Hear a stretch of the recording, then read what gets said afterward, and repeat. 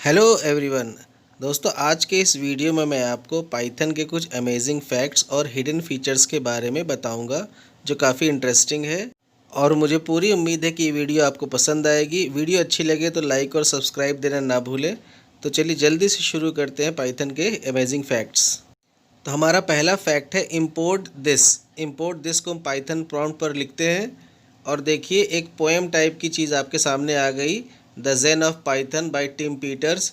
ये एक्चुअली एक पोएम जैसी लग रही है, बट इसमें प्रोग्रामर्स के लिए कुछ इंस्ट्रक्शंस लिखे हुए हैं कि जब आप प्रोग्राम लिखें तो उस प्रोग्राम को किस तरीके से मैनेज करें। जैसे लिखा हो ब्यूटीफुल इज़ बेटर देन अगली, explicit is better than implicit. तो यहाँ पर ब्यूटीफुल इज़ बेटर देन अगली का मतलब यहाँ लुक से नहीं है, इसका मतलब है कि प्रोग्राम रीडेबल होना चाहिए। Explicit is better than explicit का मतलब कोड में ज़्यादा हिडन फीचर्स नहीं होने चाहिए, कोड को सिंपल रखना चाहिए, उसको कॉम्प्लेक्स नहीं बनाना चाहिए, नहीं लॉजिक सिंपल होनी चाहिए। Complex is better than complicated. यानी कि द जेन ऑफ पाइथन के थ्रू टिम पीटर्स प्रोग्रामर को बहुत सारी गाइडलाइंस दे रहे हैं कि ऐसे ऐसे प्रोग्राम आपको बनाना चाहिए। लेकिन जैसा कहते हैं ना कि कहना बड़ा आसान होता है और करना बड़ा मुश्किल होता है। तो आइए दिस डॉट पाई फाइल को हम लोग खोल के देखते हैं कि जो गाइडलाइंस उन्होंने हमारे लिए बताई है क्या उसको दिस डॉट पाई फाइल में उसका यूज़ किया गया कि नहीं किया गया है। तो चलिए उस फाइल को खोलते हैं। ठीक है, तो ये फाइल हमें मिलेगी पाइथन के इंस्टॉलेशन फोल्डर में चले जाएंगे और उसके अंदर लिब के अंदर हमें ये दिस डॉट पाई फाइल मिलेगी और उसको खोलेंगे तो उसका बेस्ट पार्ट हमें दिखाई देगा कि हमको तो कहा गया कि ये चीज़ें आप लोग जो है फॉलो करिए, बट वो खुद उसने फॉलो किया कि नहीं किया गया उस प्रोग्राम में, उसको देखते हैं। ये देखिए ये मिली हमको दिस डॉट पाई फाइल, हमको यहाँ पर मिल गई है। इसको ओपन करते हैं। अब आप देखिए इस फाइल को और कितना रीडेबल, ब्यूटीफुल और सिंपल प्रोग्राम लिखा हुआ है कि कुछ भी समझ में नहीं आ रहा है। यानी उसने कोड को इतना कॉम्प्लिकेटेड खुद ही बना दिया हुआ है और हमें बता रहा है कि सिंपल रखना चाहिए और ये रखना चाहिए। तो जो सीधा सीधा मैसेज लिखना चाहिए उसने उसको कुछ एनक्रिप्टेड फॉर्म में लिखा, फिर नीचे जा कर के लूप चला कर के उसको प्रिंट करा रहा है। तो ये इसका बेस्ट पार्ट है कि हमें तो इंस्ट्रक्शंस मिल रही कि आपको ऐसा करना चाहिए, लेकिन खुद इसके दिस डॉट पाई फाइल में चीज़ें अजीबोगरीब तरीके से लिखी हुई हैं। तो ये था हमारा पहला fact, import this. Import this के थ्रू हमें द जेन ऑफ पाइथन नाम की एक पोएम आते हैं जिसमें टिम पीटर्स के थ्रू कुछ हमारे लिए गाइडलाइंस लिखी हुई थी प्रोग्रामर्स के लिए। अब अगला देखते हैं, import double underscore hello double underscore. तो आप देखिए यहाँ पर हेलो वर्ल्ड लिख के आ जाएगा, यानी जो प्रोग्राम हेलो वर्ल्ड का बनाते हैं उसके लिए यहाँ पर सिंपल आप import double underscore hello double underscore करेंगे तो ऑटोमेटिकली आपको हेलो वर्ल्ड का मैसेज वो दिखा देगा। तो ये दूसरा फीचर है। तो हमने दो फीचर देख लिए, एक तो इंपोर्ट दिस और एक import double underscore hello double underscore. अब अगला देखते हैं हम लोग। इसके लिए हमें देखना है double underscore future double underscore नाम का एक मॉड्यूल है। इस मॉड्यूल में फ्यूचर में पाइथन में कौन कौन से चेंजेस हो सकते हैं उसके बारे में यहाँ पर डॉक्यूमेंटेशन रहता है। जैसे करली ब्रैकेट, हम लोग जनरली सी प्लस प्लस या सी या जावा में करली ब्रैकेट्स का यूज़ करते हैं ब्लॉकिंग के लिए, बट यहाँ पर हम लोग कोलन का यूज़ करते हैं। तो हम double underscore future double underscore से मालूम करते हैं कि क्या पाइथन में कभी करली ब्रैकेट का यूज़ आ सकता है। तो देखिए हमने क्या लिखा, फ्रॉम फ्यूचर इंपोर्ट ब्रेसेस, और हमें मैसेज क्या दिखा रहा है, नॉट अ चांस। यानी फ्यूचर पैकेज हमें बता रहा है कि ब्रेसेस कभी भी आ ही नहीं सकता, क्योंकि उसका जो एरर दिखा रहा है वो क्या दिखा रहा है, not a chance, interesting error है। उसी फ्यूचर से अगला मॉड्यूल हम देखते हैं, from future import Barry as FLUFL. यहाँ पर FLUFL का मतलब friendly language uncle for life. ये बैरी वॉर्सॉ के बारे में है जो अंकल बैरी के नाम से ज़्यादा फेमस है। ये गाइडर ऑसम के सक्सेसर है। इनका ये कहना था कि पाइथन 3.0 में नॉट इक्वल के लिए जो एक्सक्लेमेशन और इक्वल का साइन लगाया गया तो बहुत ही हॉरिबल था, क्योंकि उससे फिंगर्स में पेन शुरू हो जाता है और मिस्टेक होने के चांस ज़्यादा रहते हैं। तो जो हमारा ट्रेडिशनल लेस देन और ग्रेटर देन के साथ जो हम लोग करते थे वो ज़्यादा बेटर था।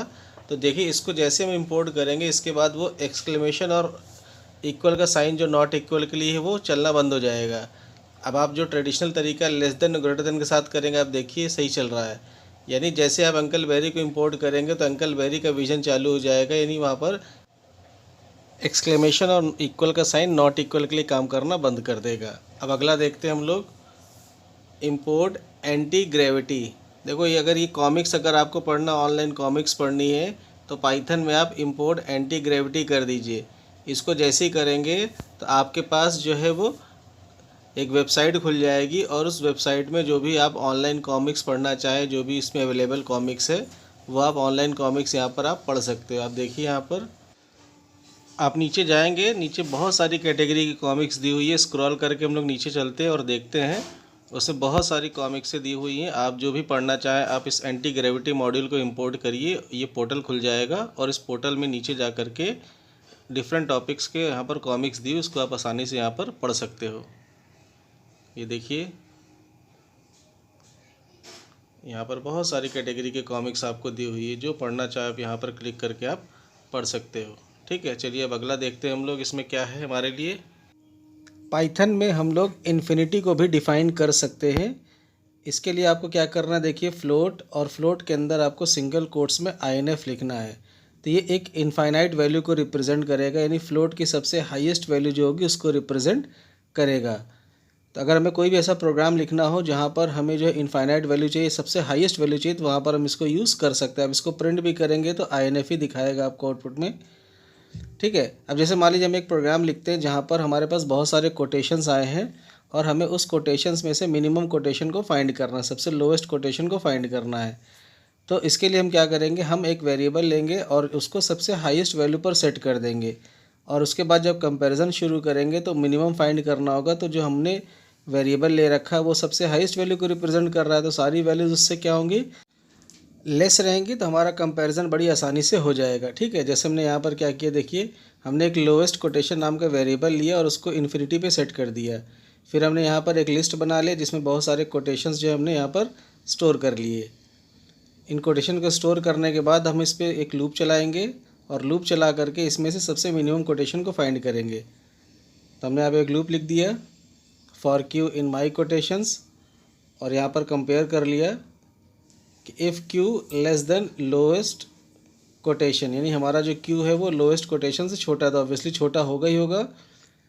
तो जैसे फर्स्ट वैल्यू जो होगी उसको छोटा मान लेगा और उसको उसमें स्टोर कर देगा। अब इसके बाद कंपैरिजन चालू होता रहेगा, जो सबसे लोएस्ट वैल्यू होगी लोएस्ट कोटेशन में आ जाएगा और अब उसको प्रिंट करेंगे तो आपको लोएस्ट कोटेशन क्या करेगा, वो प्रिंट कर देगा। इसका यूज़ हम लोग, इन्फिनिटी का यूज़ हम लोग मैथमेटिकल एक्सप्रेशन में भी यूज़ कर सकते हैं। अब हम लोग देखते बड़ा इंटरेस्टिंग सिंपल लाइफ लेसन। इसके लिए हम लोग ज़ेन ऑफ पाइथन जो हमने पहले लिया था उसको फिर से देखते हैं। इंपोर्ट दिस किया हमने तो हमारा दिस मॉड्यूल इंपोर्ट हो गया है। अब हम क्या करेंगे, इस दिस मॉड्यूल को हम एक वेरिएबल में स्टोर करेंगे। ठीक है, तो हमने यहाँ पे लिखा लव इक्वल्स टू दिस। ठीक है, अब हम लिखते हैं यहाँ पर मान लीजिए दिस इज़ लव, तो ये क्या बता रहा है, ट्रू। ठीक है, ये बड़ा इंटरेस्टिंग फैक्ट है, दिस इज़ लव, ये दिखा रहा है ट्रू। अब हम लिखते हैं कि लव इज़ ट्रू, तो ये बता रहा है फॉल्स। ठीक है, और फिर लिखते हैं लव इज़ फॉल्स, तो ये बताएगा फॉल्स। ठीक है, आप देखते जाइए, बड़ा इंटरेस्टिंग फैक्ट है ये। अब दिखा रहा है यहाँ पर लव इज़ नॉट ट्रू और फॉल्स, तो ये बोल रहा है ट्रू। ठीक है, अब हमने लिखा लव इज़ नॉट ट्रू और false, semicolon love is love, अब ये बता रहा है ट्रू। दो बार ट्रू बता रहा है क्योंकि हमने यहाँ पर मल्टीपल स्टेटमेंट लिख दिया, तो दो बार ट्रू यहाँ पर आ रहा है। ठीक है, तो ये एक फैक्ट है। अब आइए देखते हैं हम लोग use of symbol as identifier. अभी तक हमने सीखा है कि आइडेंटिफायर जो है वो अल्फ़ाबेट से शुरू होगा या उसमें नंबर्स आएगा तो बाद में आएगा, अंडरस्कोर ही यूज़ कर सकते हैं। बट मैं आपको दिखाता हूँ, यहाँ पर हम दूसरे सिंबल को भी यूज़ करके दिखाते हैं। यहाँ पर मैंने क्या किया, फ्रॉम मैथ इंपोर्ट पाई, और यहाँ पर पाई सिंबल लाया और उसमें पाई को स्टोर कर लिया। अब देखिए यहाँ पर आइडेंटिफायर का जो नाम है वो एक सिंबल है। ठीक है, ये सिंबल आप MS वर्ड से भी ला सकते हो या जहाँ पर भी ये यूनिकोड सिंबल मिले वहाँ से आप इसको यूज़ कर सकते हो।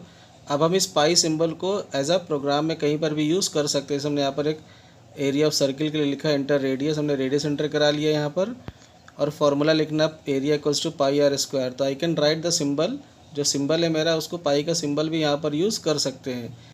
तो जो हमने अभी तक पढ़ा है कि हम लोग अंडरस्कोर के अलावा कोई सिंबल यूज़ नहीं कर सकते, देखिए मैंने यहाँ पर पाई सिंबल को यूज़ किया एज एन आइडेंटिफायर। तो ये एक इंटरेस्टिंग फैक्ट है पाइथन का। तो इस वीडियो में हमने पाइथन के बहुत सारे इंटरेस्टिंग और हिडन फैक्ट्स को हमने देखा। आई होप ये वीडियो आपको पसंद आई होगी। पसंद आई है तो लाइक और सब्सक्राइब करना ना भूलें।